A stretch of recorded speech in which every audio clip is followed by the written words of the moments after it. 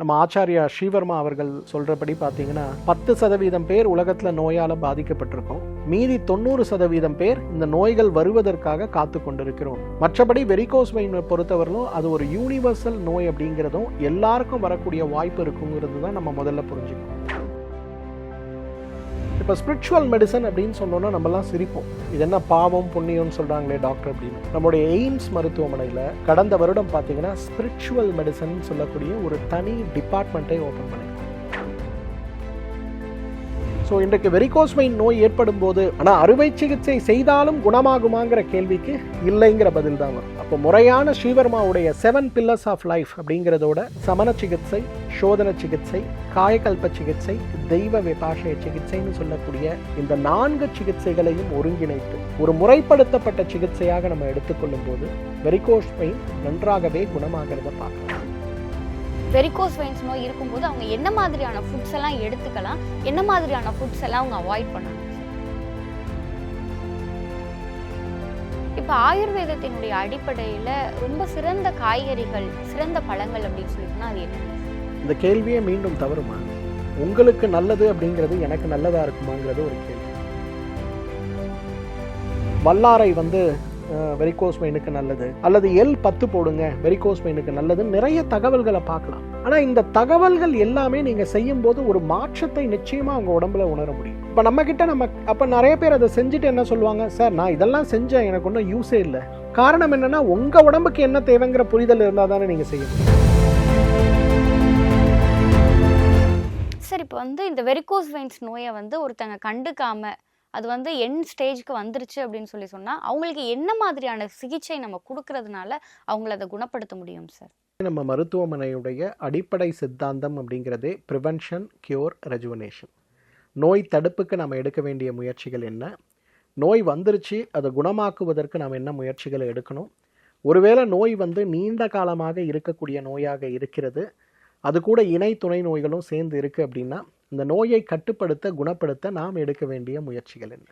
இந்த prevention, cure, rejuvenation சொல்லக்கூடிய 3 விஷயங்களில் நாம் மிகப்பெரிய அளவில் கவனம் எடுத்துக்கொள்ள வேண்டும். நம்ம மருத்துவமனையுடைய அடிப்படை சித்தாந்தமே அதுதான். இப்போ நீங்கள் கேட்ட கேள்வி நோய் வந்துருச்சு, ரொம்ப நாளாக இருக்குது, நம்ம என்ன பண்ணால் குணப்படுத்தலாம்? இதுக்கான பதில் என்னன்னு பார்த்தீங்கன்னா, இன்றைக்கு நம்ம எல்லாருக்குமே இந்த நோய் வரக்கூடிய வாய்ப்பு இருக்குது அப்படிங்கிறத நம்ம முதல்ல புரிஞ்சுக்கணும்.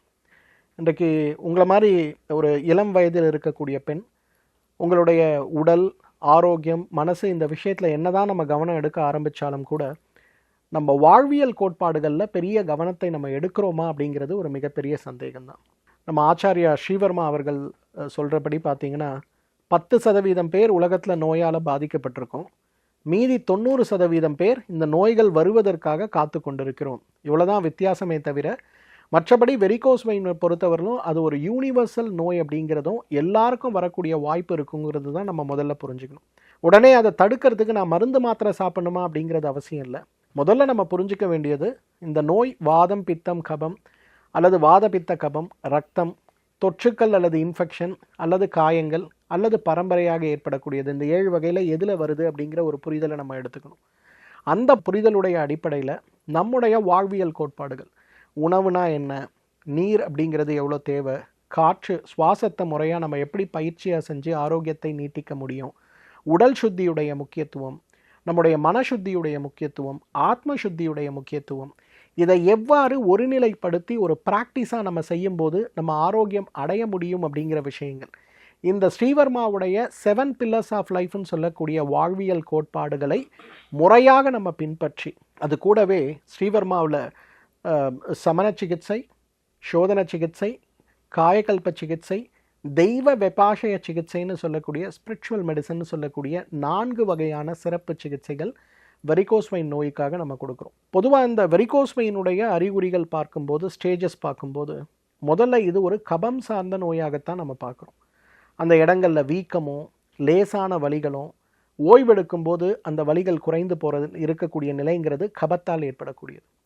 அடுத்து வரக்கூடியது பித்தத்தால் ஏற்படக்கூடிய ஒரு நிலையாக பார்க்குறோம். பித்தத்தால் ஏற்படும் போது அந்த இடத்துல என்ன ஆகும்னா கடுமையான அரிப்பு, கால்களுடைய நிறமாற்றங்கள், புண்கள் ஏற்படுவது, ஆறக்கூடிய புண்களாக ஏற்படுவது, அடிக்கடி ஏற்படுகின்ற புண்களாக ஏற்படுவதுங்கிறது வாதமும் பித்தமும் சேர்ந்த ஒரு நிலையோடு இருக்கிறத நம்ம பார்க்கணும். கடைசியாக வாதம் சார்ந்த ஒரு வெரிகோஸ் வெயினாக அது மாறும்போது உலர்ந்த புண்களும் ஆறாத புண்களும் குழிப்புண்களும் ஏற்படக்கூடிய ஒரு நிலையை அது அடையிறத பார்க்கணும். ஸோ இந்த நிலையை பொறுத்து முதல் நிலை உடம்புல இருக்கக்கூடிய வாதம் பித்தம் கபம் சார்ந்த காரணிகளை சீரமைப்பதற்கு இந்த வாதம் பித்தம் கபம் சார்ந்த காரணிகள் அடிப்படையாக சீற்றமடைந்த நிலையில் இருக்கும்போது அந்த சீற்றத்தை குறைப்பதற்கு சமண சிகிச்சை அப்படிங்கிறத நம்ம சொல்கிறோம். சமண சிகிச்சைங்கிறது வாதம் பித்தம் கபத்தை சீரமைக்கக்கூடியதும் திசுக்களில் இந்த வாத பித்த கபத்துடைய சீற்றம் எந்த வகையான மாற்றத்தை ஏற்படுத்தி இருக்கு அப்படிங்கிறத புரிந்து அந்த புரிதலுடைய அடிப்படையில் ஏற்படுத்தக்கூடிய ஒரு சிறு மாற்றமாக அந்த இடத்துல திசுக்களை பலப்படுத்தக்கூடிய சில அடிப்படை காயகல்ப மருந்துகளோடு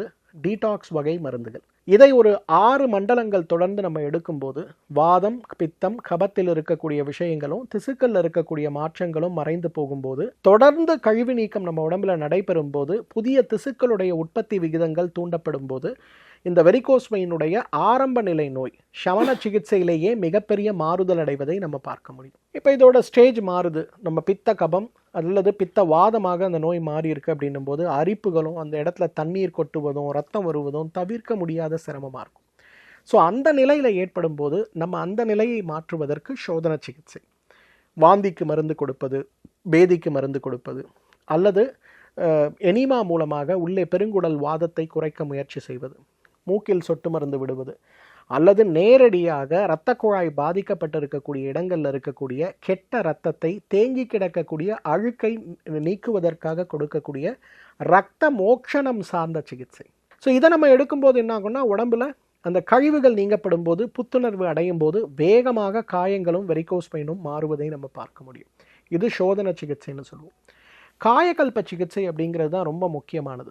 ஏன்னா பொதுவாகவே இன்றைக்கு நம்முடைய மருத்துவமனைக்கு வரக்கூடிய நோயாளிகளில் 100ல் குறைந்தது 60 பேர் சர்க்கரை நோய், இரத்த கொதிப்பு, தைராய்டு நோய், இதய நோய், ஏற்கனவே வெரிகோஸ் வெயின் ஏற்பட்டு அதற்கு 2-3 முறை அறுவை சிகிச்சை செய்து கொண்டவர்கள் அப்படின்னு சொல்லி நோய் இணை துணை நோய்களோடு பக்க விளைவுகளோடு இருக்கக்கூடிய ஒரு நிலையில தான் வருவதை நம்ம பார்க்கிறோம். அப்போ அந்த நிலையில் அவங்க வரும்போது அதை மாற்றுவதற்கான முயற்சிகள், அப்போ வெறும் வாத பித்த கபத்தை சீரமைத்து அந்த இடத்தில் இருக்கக்கூடிய கழிவுகளை முழுமையாக அகற்றி அந்த இடத்துல காயகல்ப சிகிச்சை நம்ம எடுத்துக்கொள்ளும் போது பெரிய மாற்றத்தை நம்ம இருக்கிறத பார்க்க முடியும்.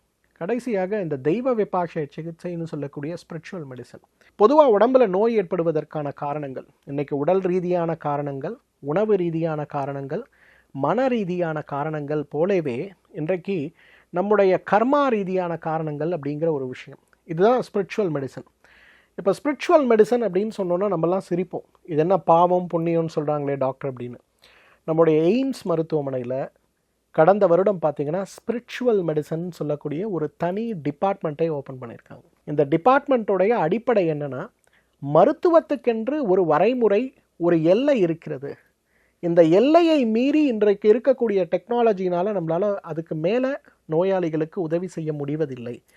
அதனால் அவர்களுக்கு தியானத்துடைய ஒரு முக்கியத்துவத்தையும் நம்ம ஃபர்கிவ்னஸ்ன்னு சொல்லக்கூடிய சில தவறுகளை நம்ம செஞ்சுருப்போம், அந்த தவறுகளுடைய எண்ண ஓட்டங்களே நமக்கு நோய்களை கொண்டு வரக்கூடிய நிலையில் இருக்கும்போது அதற்கான மைண்ட்ஃபுல்னஸ்ன்னு சொல்லக்கூடிய ப்ரேயர்ஸும் கிராட்டிடியூட் மெடிடேஷன் ப்ரேயர்ஸும் செய்யும்போது அவங்க உடம்புல எந்த வகையான மாற்றங்கள், பெரிய நோய்கள், குணப்படுத்த முடியாத நோய்கள், நீண்ட கால நோய்களை குணப்படுத்த உதவி செய்கிறது அப்படிங்கிற ஒரு ஆராய்ச்சி. அந்த ஆராய்ச்சிக்கு பண்ணுறதுக்காகவே எய்ம்ஸ் மருத்துவமனையில் ஸ்பிரிச்சுவல் மெடிசன்ற ஒரு டிபார்ட்மெண்ட்டை க்ரியேட் பண்ணியிருக்காங்க. இந்த ஸ்பிரிச்சுவல் மெடிசன் டிபார்ட்மெண்ட் அப்படின்னு சொல்லக்கூடிய இந்த தாட், இந்த ஒரு யோசனையுடைய அடித்தளம் எது அப்படின்னு கேட்டிங்கன்னா ஆயுர்வேதத்தில் வழங்கக்கூடிய தெய்வ விபாஷை சிகிச்சை தான்.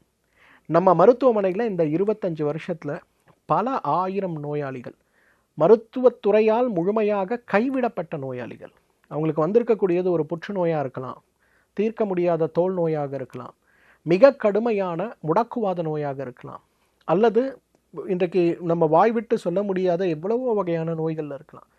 ஆனால் இந்த தெய்வ விபாஷைய சிகிச்சை மூலமாக சிறப்பூட்டப்பட்ட சில மருந்துகளையும் வாழ்வியல் முறைகளையும் முறையான தியானத்தையும் தியானத்தின் போது நாம் செய்ய வேண்டிய சிறு சிறு மூச்சு பயிற்சிகளையும் முறைப்படுத்தி அவர்களுக்கென்று சொல்லிக் கொடுக்கக்கூடிய வழிமுறைகளோடு நாம் பின்பற்றும் போது இந்த நோய்கள் படிப்படியாக தீவிரத்தன்மை குறைந்து குணமாகிறத நம்ம பார்க்குறோம். இன்றைக்கு தீர்க்க முடியாத நோயாக இருந்தால் கூட, கடுமையான வலியை உண்டாக்கக்கூடிய நோயாக இருந்தாலும் கூட, அந்த வலியையும் தீவிரத்தன்மையையும் குறைத்தாலே இன்றைக்கு அந்த நோயாளிக்கு ஒரு பெரிய ஒரு மன ஆறுதலும் மகிழ்ச்சியும் கிடைக்கிறத நம்ம பார்க்க முடியும்.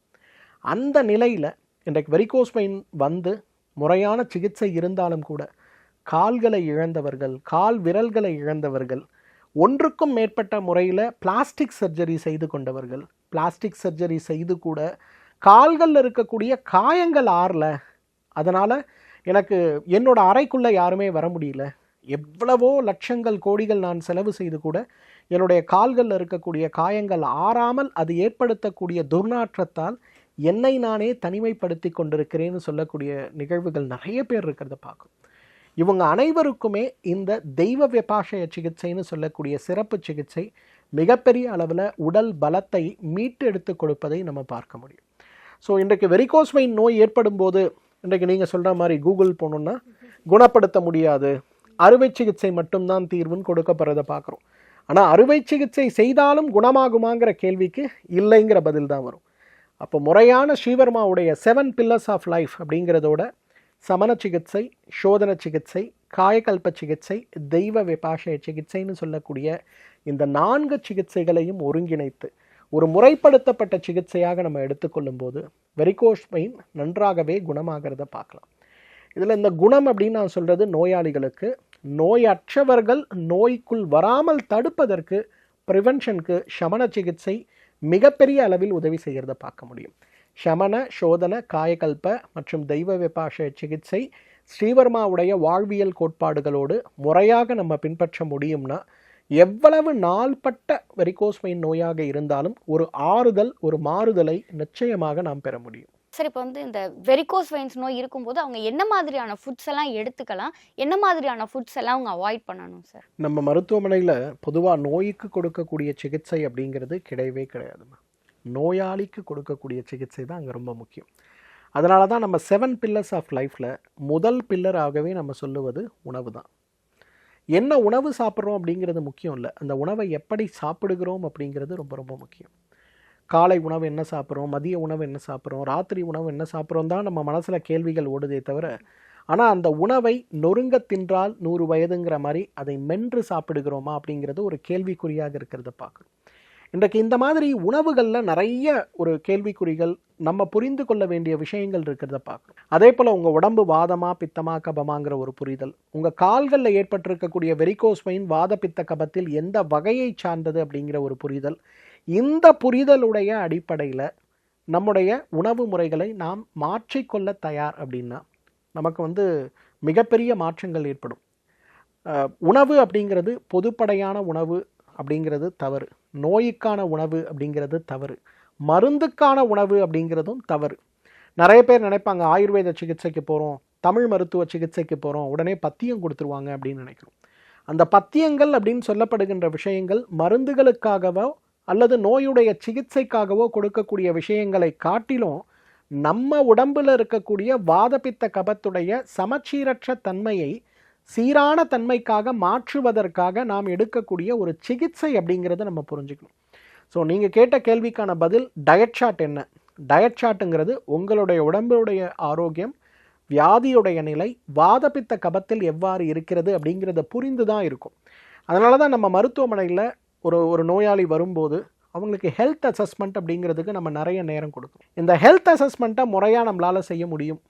நோயாளிகள் அதற்கேற்றாற் போல் குறைந்தது வரும்போது ஒரு அரை மணி நேரம் நம்முடைய சிறப்பு மருத்துவர்களோடு அமர்ந்து அவங்க மனதில் இருக்கக்கூடிய, உடலில் இருக்கக்கூடிய அவங்க எல்லா விதமான சிரமங்களையும், அதே போல் அவர்களுடைய சந்தேகங்களையும் கேள்விகளையும், என்ன செய்யணும் செய்யக்கூடாது, ஏன் செய்யக்கூடாது ஏன் செய்யணும், இந்த கேள்விகளையும் முறையாக புரிந்து அழகாக அதை வகைப்படுத்திக்கிட்டாங்கன்னா, புரிஞ்சுக்கிட்டாங்கன்னா, அதை நாங்களும் புரிஞ்சுக்கிட்டோம்னா சிகிச்சை எடுக்கிறது, சிகிச்சை கொடுப்பது, நலம் பெறுவது, ஆரோக்கியமான வாழ்க்கைக்கு திரும்புவது அப்படிங்கிறது சாத்தியமான ஒரு விஷயம்தான். கண்டிப்பாக சார். சார், இப்போ நீங்கள் உணவு பழக்க வழக்கங்கள் இந்த விஷயங்களை பற்றி சொன்னீங்க. இப்போ ஆயுர்வேதத்தினுடைய அடிப்படையில் ரொம்ப சிறந்த காய்கறிகள், சிறந்த பழங்கள் அப்படின்னு சொன்னால் அது என்னென்ன சார்? இந்த கேள்வியே மீண்டும் தவறுமா? உங்களுக்கு நல்லது அப்படிங்கிறது எனக்கு நல்லதாக இருக்குமாங்கிறது ஒரு கேள்வி. இன்றைக்கு ஒரு குழந்தை வளருது, 1.5 வயசு குழந்தை.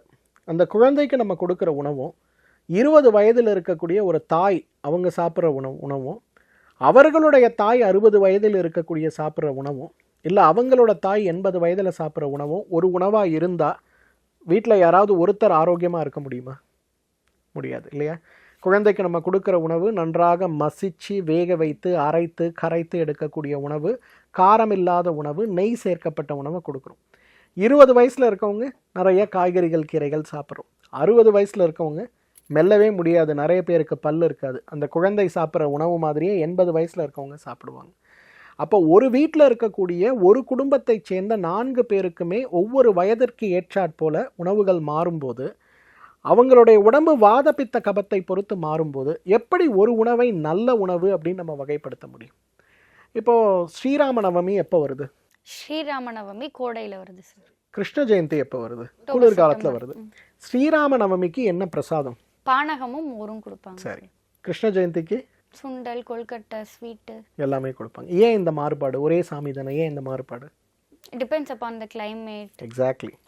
அப்போ ஒரு காலநிலை மாறுபாடு நம்ம கோவிலில் கொடுக்கக்கூடிய உணவு முறையையே அவ்வளவு பெருசாக மாற்றுதுன்னா அப்புறம் எப்படி ஒரு உணவு சிறந்த உணவாக இருக்க முடியும்? ஏன் ராமருக்கு நம்ம லட்டும் அதிரசமும் கொடுக்கறது இல்லை? காரணம் இதுதான். நம்முடைய பழக்க வழக்கங்கள், தொன்று தொட்டு நாம் செய்யக்கூடிய விஷயங்கள் எல்லாமே நம்முடைய ஆரோக்கியம் சார்ந்தது தான். அதனால் ஒரு உணவு நல்ல உணவு அப்படிங்கிறது கிடையவே கிடையாது. எல்லா உணவும் நல்ல உணவு தான், எல்லாருக்கும் நல்ல உணவு தான். ஆனால் அதை பற்றிய ஒரு விழிப்புணர்வோடு நம்ம அபியாசம்னு சொல்லக்கூடிய ஒரு விஷயம் 7 பில்லர்ஸில் அதில் முக்கியமாக கொண்டு வரக்கூடியது ப்ராக்டிஸ். தினச்சரியைனா என்ன? டெய்லி நம்ம செய்ய வேண்டிய விஷயங்கள் என்ன? ரித்துச்சரியை, ஒவ்வொரு காலநிலை மாற்றத்திற்கும் நடுவில் நம்ம என்ன உணவு முறைகளில் மாற்றத்தை கொண்டு வரணும். அதே போல் நம்ம உடம்பில் இருக்கக்கூடிய வியாதிக்கு ஏற்றாற்போல் இந்த மாற்றத்தை நம்ம கொண்டு வர முடியும்னா நம்ம ஆரோக்கியமாக இருக்க முடியும். சார், இப்போ நீங்கள் இந்த நரம்பு சுருள் அப்படிங்கிறது நமக்கு ஒரு மாதிரியான வீக்கமாக இருக்கும் அப்படிங்கிற மாதிரியான விஷயங்களை சொன்னீங்க. இதுக்கு ஸ்ரீவர்மாவில் நீங்கள் என்ன மாதிரியான மெடிசன்ஸ்லாம் ப்ரிஃபர் பண்ணுறீங்க சார்? நோய்க்கான சிகிச்சை மருத்துவத்தில் கிடையாது, நோயாளிக்கான சிகிச்சை தான். சரிங்களா? இதை ஏன் நான் திரும்ப திரும்ப சொல்கிறேன்னா, இப்போ ஒரு நோய் தீருமா தீராதா அப்படிங்கிற ஒரு கேள்வியை தான் நம்ம கூகுள் கிட்ட கேட்குறோமே தவிர, நம்ம யாருமே என் வயசு இது, என் உடம்பு வாத உடம்பா பித்த உடம்பா, எனக்கு இந்தந்த அறிகுறிகள் இருக்குது, எனக்கு இந்தந்த வகையான இணை துணை நோய்கள் இருக்குது, இந்த நோய்க்கான தீர்வு கிடைக்குமா கிடைக்காதாங்கிற ஒரு கேள்வியை நம்ம கேட்குறதில்ல. இப்போ தான் ஆர்டிஃபிஷியல் இன்டெலிஜென்ஸ் டெவலப் ஆகுது. மேபி இன்னொரு 10 வருஷம் ஆகும்போது நீங்கள் கேட்குற கேள்விக்கெல்லாம் விடைய பெரும்பாலும் கூகுளே உங்களுக்கு கொடுக்கக்கூடிய அளவுக்கு டெவலப் ஆகலாம். அது எதுக்காக நான் திரும்ப திரும்ப சொல்கிறேன்னா, நோய்க்கான சிகிச்சையை நாடுவதை காட்டிலும் எனக்கான சிகிச்சையை நான் நாடுவது அப்படிங்கிறது தான் ஒரு முழுமையான தீர்வை நமக்கு தரக்கூடியது. உடம்பு எனக்கு வாத உடம்பாக இருக்கான்னு நான் புரிஞ்சுக்கணும். எனக்கு இருக்கக்கூடிய நோய் 2nd ஸ்டேஜில் இருக்கா 4th ஸ்டேஜில் இருக்காங்கிறத புரிஞ்சுக்கணும். வாத பித்த கபத்தில் எந்த வகையில் இருக்குது அப்படிங்கிறத நான் புரிஞ்சுக்கணும்.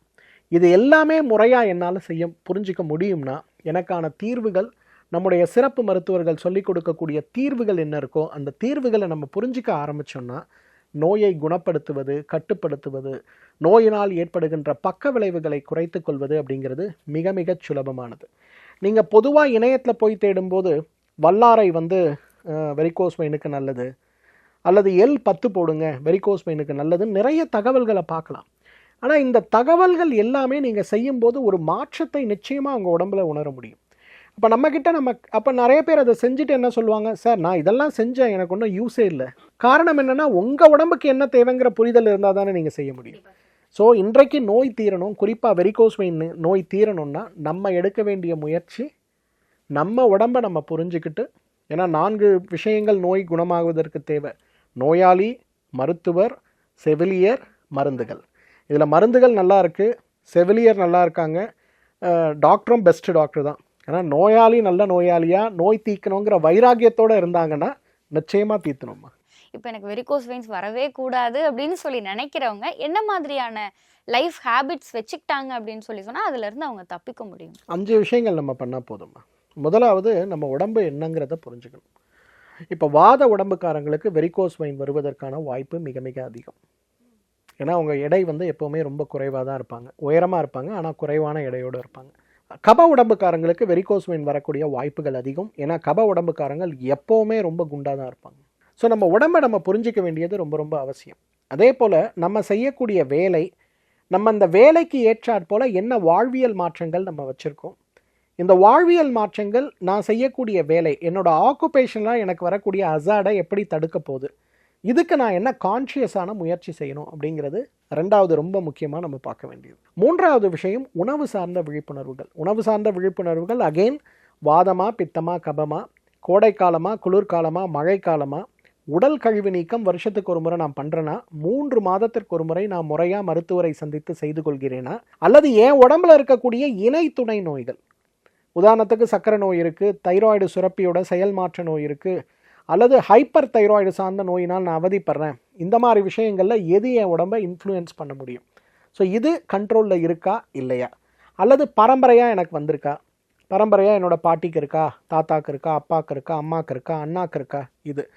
அல்லது நான்காவது காயங்கள் ஏற்பட்டு நான் என்னோடய இயக்கத்தை குறைச்சிருக்கேனா, ஒரு முட்டில் சவ்வு கிழியுது, கீழே கை கால் உடையுது, ஆப்ரேஷன் பண்ணுறோம், ரெஸ்ட் எடுக்கிறோம், இது எல்லாத்துக்கும் மேலே முக்கியமானது நம்ம புரிஞ்சிக்க வேண்டியது, நம்ம ப்ரிவென்டிவ் ஹெல்த் செக்கப் எப்படி வருஷத்துக்கு ஒரு முறை பண்ணுறோமோ அதே போல் ஸ்ரீவர்மா மருத்துவமனைக்கு ஸ்ரீவர்மாவின் சிறப்பு மருத்துவர்களை சந்தித்து நாடி பார்த்து உடலை புரிந்து நோய் வருவதற்கான வாய்ப்புகள் இருக்கா, இல்லை, சரி, அப்போ வராமல் இருக்கிறதுக்கு நான் எடுக்க வேண்டிய முயற்சி, என்னோடய வாழ்வியல் ஆதாரத்துக்கு நான் என்ன பண்ணணும்.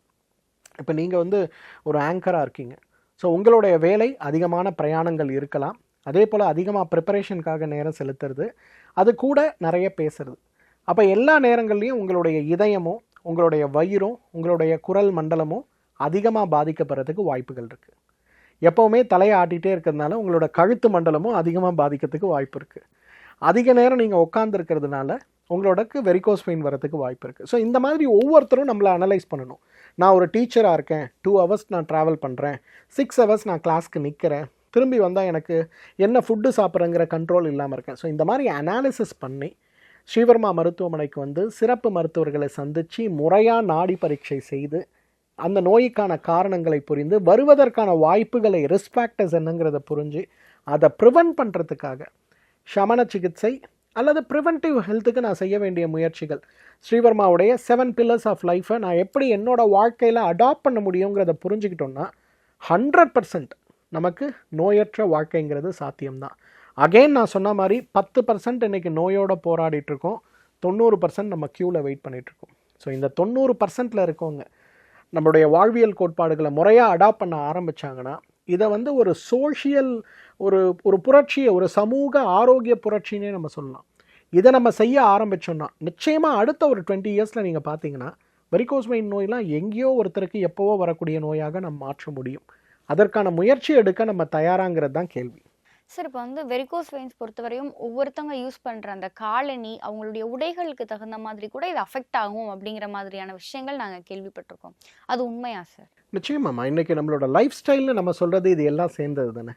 எவ்வளோ நேரம் நடக்கிறோம், எப்படி உட்கார்றோம், படுக்கும்போது நம்முடைய கால்களை எவ்வாறு நீட்டி படுக்கிறோம், குறுக்கி படுக்கிறோம், உடற்பயிற்சிகளுக்கு நம்ம செய்யக்கூடிய முக்கியத்துவம், அணியக்கூடிய உடையில் இருக்கக்கூடிய இறுக்கமான நிலை, குறிப்பாக பெண்கள் ஹீல்ஸ் அதிகமாக இருக்கக்கூடிய அந்த காலணிகளை அணியும் போது அவங்களுக்கு ஏற்படக்கூடிய பாதிப்புகள், நீண்ட நேரம் நின்று அந்த காலணிகளோடு வேலை செய்யும் போது, இறுகலான காலணிகளோடு வேலை செய்யும் போது அது தசைகளில், இரத்த குழாய்களில் ஏற்படுத்தக்கூடிய மாற்றங்கள், எலும்புகளுடைய திடத்தன்மை சார்ந்த சிரமங்கள், இது எல்லாமே நமக்கு கான்ட்ரிபியூட் பண்ணும். அதனால தான் ஆயுர்வேதத்தில் மித்திய ஆகார விகாரம்னு சொல்லுவோம். சாப்பாடு முறைகளில் வரக்கூடிய தவறுகள், வாழ்வியல் முறையில் வரக்கூடிய தவறுகள், இது ரெண்டுமே நமக்கு நோயை உருவாக்குறதை நம்ம பார்க்குறோம். ஒரு சிறு கவனத்தோட நம்முடைய எது தேவை இல்லை, இப்போ மற்றவர்களுக்காக நம்ம வாழ வேண்டிய அவசியமே இல்லை, அதை நம்ம புரிஞ்சுக்கணும். நம்முடைய ஆரோக்கியத்திற்காக நம்ம வாழக்கூடிய ஒரு மனநிலை மாற்றத்தை நம்ம கொண்டு வந்தோம்னா இதெல்லாம் நம்ம ரொம்ப அழகாக ப்ரிவென்ட் பண்ண முடியும். சார், வெரிகோஸ் வெயின்ஸ்னா என்ன அப்படிங்கிற அந்த ஒரு கேள்வியோடு ஆரம்பித்தோம். நிறைய விஷயங்கள் நீங்கள் பகிர்ந்துக்கிட்டீங்க. இது குறித்தெல்லாம் நீங்கள் பயப்படவே வேண்டியதில்லை. எப்படியும் 65 வயசுக்கு மேலே ஒவ்வொருத்தருக்கும் வரப்போகுது.